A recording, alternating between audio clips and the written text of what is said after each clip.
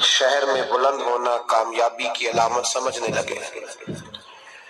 اس کا نقصان یہ ہے کہ معاشرے میں دو چیزیں روز بروز بڑھتی چلی جا رہی ہیں۔ ایک ہے بے حیائی، فحاشی، عریانی۔ روز ایک نیا دروازہ کھلتا ہے اس کا، روز نیا دروازہ کھلتا ہے۔ اب تو ایک نیا لیبل لگ گیا ہے کہ سارا سال گانا باجا کرو، معاذ اللہ، جو تمہارے من کی مرضی ہو وہ کرو، اور جب رمضان آئے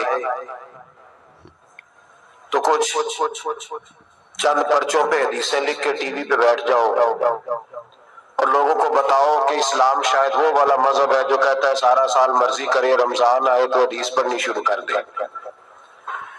اور یکم رمضان سے 29 تک دوپٹہ سر پہ رکھو، اور جب عید والا دن آئے تو اتار دو۔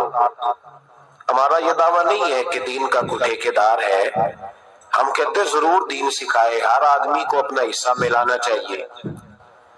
تنے تنہا کوئی آدمی کوئی جماعت دین کا کام نہیں کر سکتی، لیکن دینداری صرف رمضان میں نہیں ہوتی، دینداری سارا سال ہوتی ہے۔ اب لوگوں نے دین کو جزوی طور پہ لینا شروع کر لیا ہے، کلی طور پہ لوگ دین کو نہیں اپناتے۔ شادی کے پروگرام منگنی سے لے کر بارات کے بیٹھنے تک سارے کام غیر شرعی ہوتے ہیں۔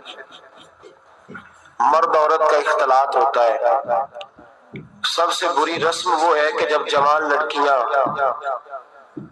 ہاتھوں میں پھول لے کے دولہے اور اس کے دوستوں پر پھول پھینکتی ہیں، باقی ہر آدمی ڈرائنگ روم میں بیٹھتا ہے، ویڈیو والوں کو اجازت ہوتی ہے کہ وہ گھر کے ہر کونے تک پہنچ سکتا ہے۔ سارے کام غیر شرعی ہوتے ہیں اور جزوی طور پر دین پہ عمل ہوتا ہے۔ نکاح کا وقت آتا ہے تو کہتا ہے چپ کر جاؤ تھوڑی دیر کے لیے، بینڈ باجا بند کرو، ہم مسلمان ہو گئے۔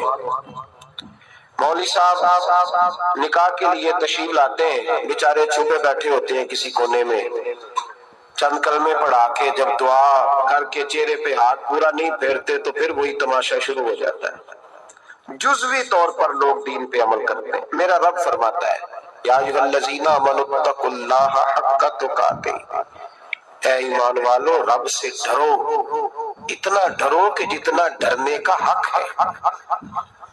وَلَا تَمُوتُنَّ إِلَّا وَأَنْتُمْ مُسْلِمُونَ، اور فرمایا یہ نہ ہو کہ تم مسجد میں مسلمان ہو اور بازار میں نہ ہو، اور ایسا نہیں ہونا چاہیے کہ جب تو تم زندہ ہو تو مسلمان ہو اور صبح مسلمان ہو تو معاذ اللہ شام کو کافر ہو، ایسا نہ ہو۔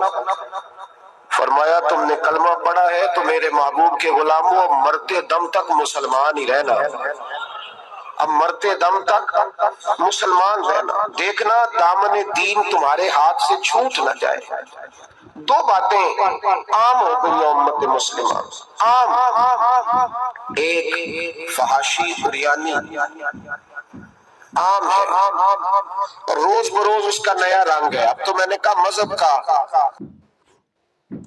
ساتھ لوگوں نے تھوڑا سا ذائقہ لگا لیا ہے، کہتے نہیں رمضان میں نمازیں پڑھ لیں گے، خیر ہے، بچ جائیں گے، چھٹی ہو جائے گی۔